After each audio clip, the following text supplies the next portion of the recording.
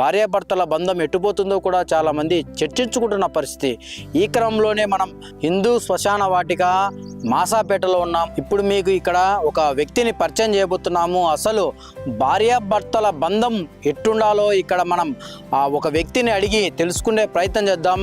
ఏంటి మనం ఇక్కడ బ్యాక్గ్రౌండ్లో మొత్తము సమాధులు ఉన్నాయని చెప్పి మీరు అనుకుంటున్నారా? Yes right. భార్యాభర్తలు ఎలా ఉండాలి, వాళ్ళు ఈ జీవితంలో, ఈ నూరేళ్ల జీవితంలో ఎలా అండర్స్టాండింగ్తో ఉండాలని చెప్పి ఒక వ్యక్తి ఇక్కడ నిరూపించాడు. ఆయన అడిగి మనం మరింత సమాచారం తెలుసుకునే ప్రయత్నం చేయబోతుంది సుమన్ టీవీ.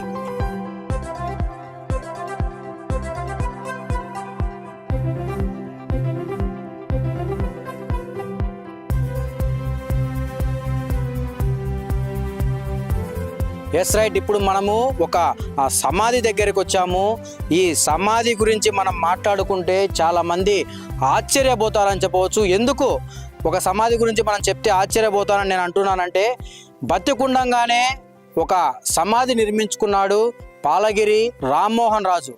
అసలు ఎందుకు అంటే, ఒక మనిషి బతికుండంగానే సమాధి ఎందుకు నిర్మించుకున్నాడు అనే అంశం పైన మనతో మాట్లాడడానికి ఆయన ఇక్కడే ఉన్నాడు. ఇక్కడ మనం చూసుకున్నట్టయితే పూర్తి స్థాయిలో ఇక్కడ పూలతో ఆ సమాధిని పూర్తి స్థాయిలో నిర్మించుకున్న పరిస్థితి. అసలు ఏం జరిగింది, ఎందుకు ఆయన బతికుండంగానే సమాధి నిర్మించుకున్నాడో ఆయన మాటలోనే అడిగి తెలుసుకుందాం. సార్, మేము సుమన్ టీవీ నుంచి వచ్చాము, మీ గురించి తెలుసుకున్నాము. అసలు బతికుండంగానే అసలు సమాధి ఎందుకు కట్టుకున్నారు సార్? ఓం నమ శివాయ. నా పేరు పాలగిరి రామమోహన్ రాజు. 1978 అక్టోబర్ నెలలో రాజ్యలక్ష్మి, చిన్న ఉండే రాజ్యలక్ష్మిని వివాహం చేసుకున్నాను. అప్పటి నుంచి మేము ఎంతో అన్యోన్యంగా, అనురాగంగా, ఆప్యాయంగా, ఒకరికి మోడల్గా భార్యాభర్తలు అంటే ఇలా ఉండాలని మేము బ్రతికాము. మాకు నలుగురు అమ్మాయిలు కూడా మంచి ఉన్నత చదువులు చదివారు.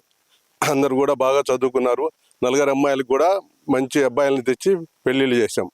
ముత్యాల లాంటి కూతుళ్ళు, వజ్రాల లాంటి అల్లుళ్ళు. 2011లో ఆగస్టు నెలలో మా మిస్సెస్ కొంచెం ఆరోగ్యం ప్రాబ్లం వస్తే నిమ్స్ హైదరాబాద్కి వెళితే మేము అక్కడ చెక్ చేయిస్తే మేము పోయిన ప్రాబ్లం వేరే, యాక్చువల్గా ఆమెకు బాడీలో ఉండే ప్రాబ్లం వేరే. తీరా చూస్తే అది క్యాన్సర్ స్టేజ్ 4 అని తెలిసింది. తర్వాత మేము అక్కడ నుంచి అపోలో క్యాన్సర్ ఇన్స్టిట్యూట్ మెడ్రాస్కి వెళ్ళి అక్కడ ట్రీట్మెంటు, తర్వాత బసవతారకం హాస్పిటల్లో కూడా హైదరాబాద్లో కూడా ట్రీట్మెంట్ ఇవ్వడం జరిగింది.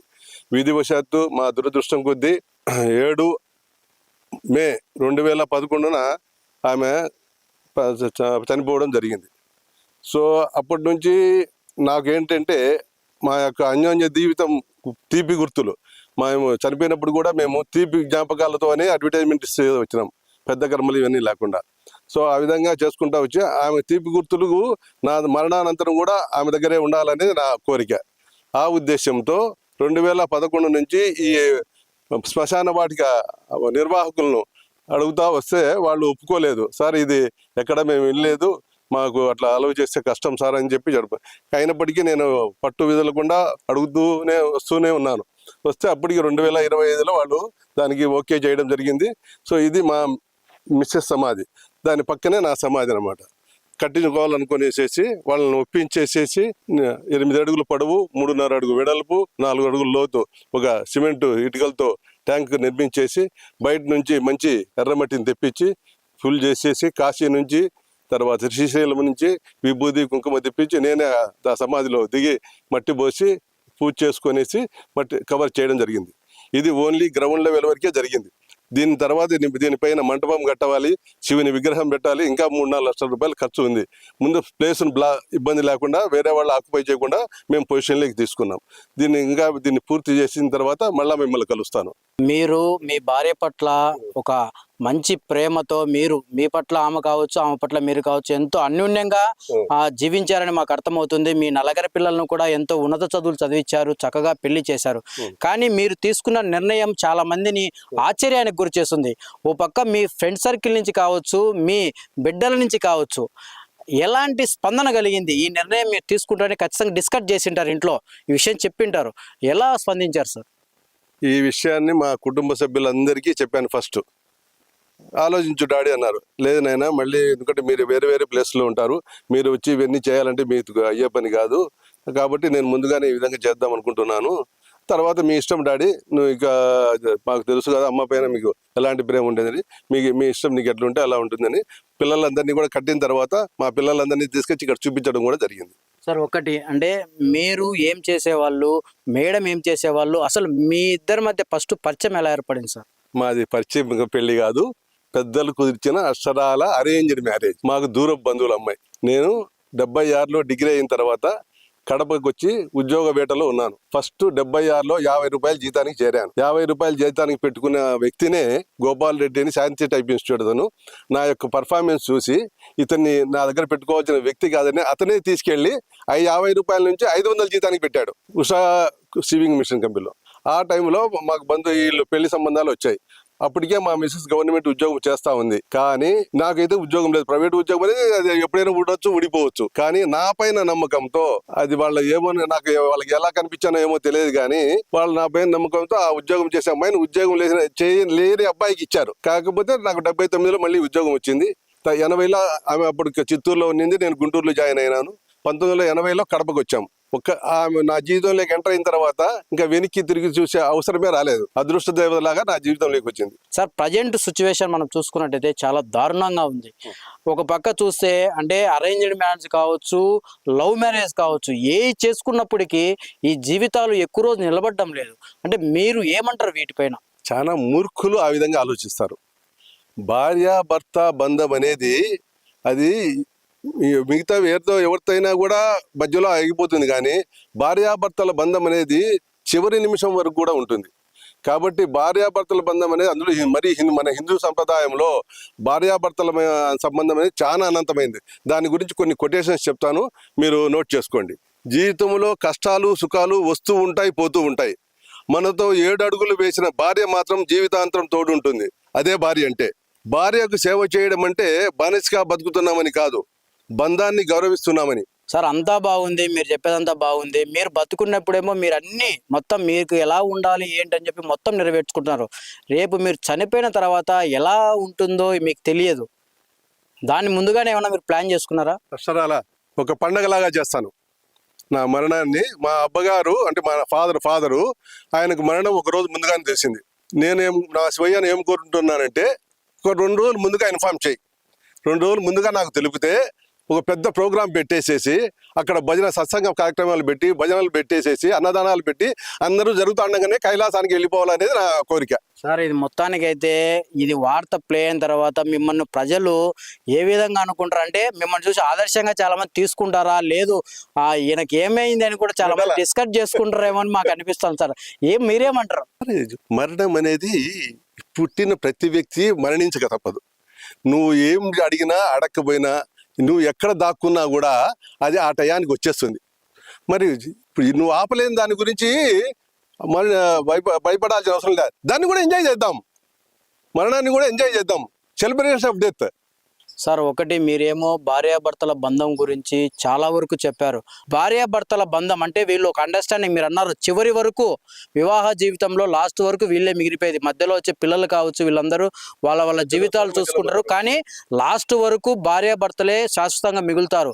అలాంటి ఇంత పవిత్రమైన బంధము ఈ మధ్యకాలంలో మనం చూసుకున్నట్టయితే చిన్న చిన్న రీజన్స్, పక్క వ్యక్తి ఏదో వ్యామోహంలో పడి ఓ పక్క భార్య భర్తను సుఫారీ ఇచ్చి చంపిన సందర్భాలు మనం కడప జిల్లాలో చూసాం.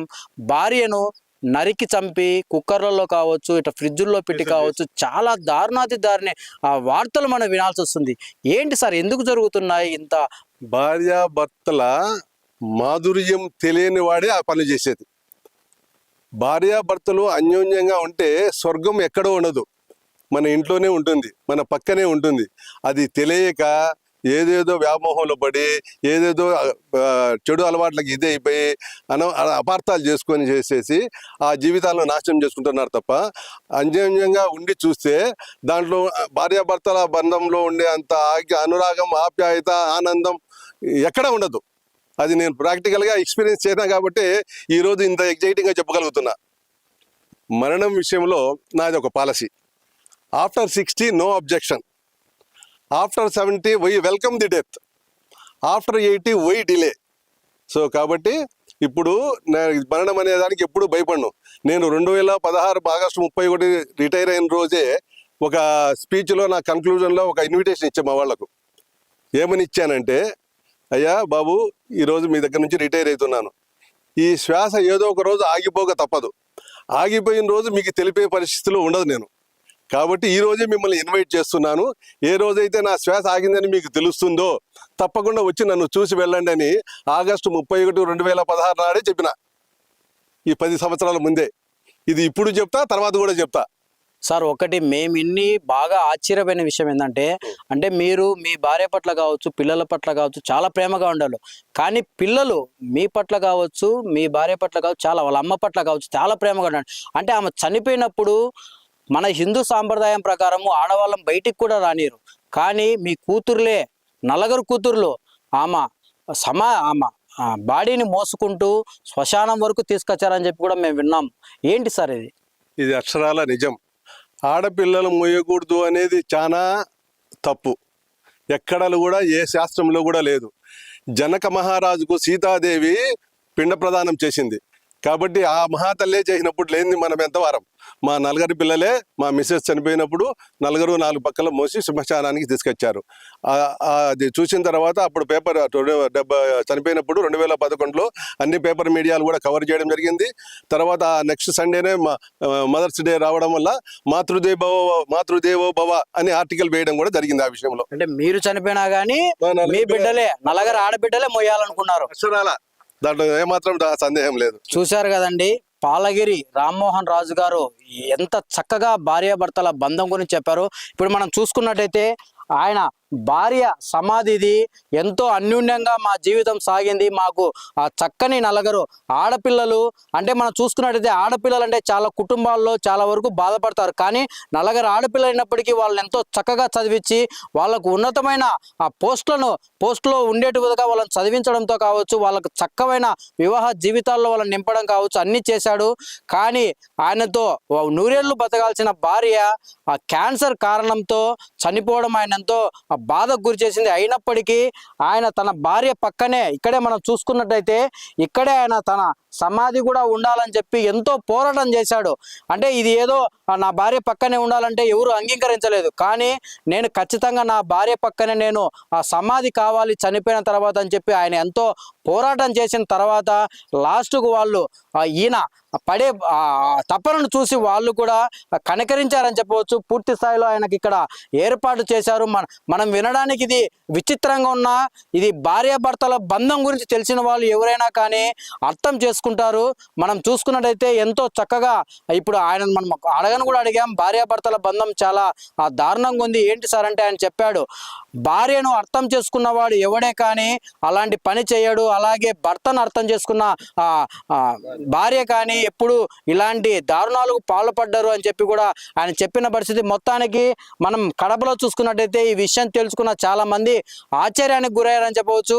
మొత్తానికి మన సుమన్ టీవీ కూడా ఈ విషయం తెలుసుకొని, ఎందుకంటే ఇప్పుడు జరిగే సమాజంలో ఇలాంటివి జరగకూడదు అని చెప్తే ఇలాంటివి మనం బయటికి ప్రజలకు తెలిపినప్పుడే భార్యాభర్తల బంధం తెలుస్తుందని చెప్పి సుమన్ టీవీ ఈ వార్తను మనం ప్రతి ఒక్కరికి తెలియజేయాలనే ముఖ్య ఉద్దేశంతోనే మనము ఇక్కడికి వచ్చి ఈ పూర్తి స్థాయిలో అసలు ఆయన బతుకుండగానే సమాధి ఎందుకు నిర్మించుకున్నాడని చెప్పి పూర్తి స్థాయిలో అందరికి తెలియాలి. ఈ బంధం ఒక గొప్పతనం ఏంటో ప్రతి ఒక్కరికి తెలియజేయాలనే ముఖ్య ఉద్దేశంతోనే సుమన్ టీవీ గ్రౌండ్ లెవెల్కి వచ్చి ఈ వార్తను 10 మందికి తెలియజేయాలని చెప్పి గ్రౌండ్ రిపోర్ట్ చేయడం జరిగింది.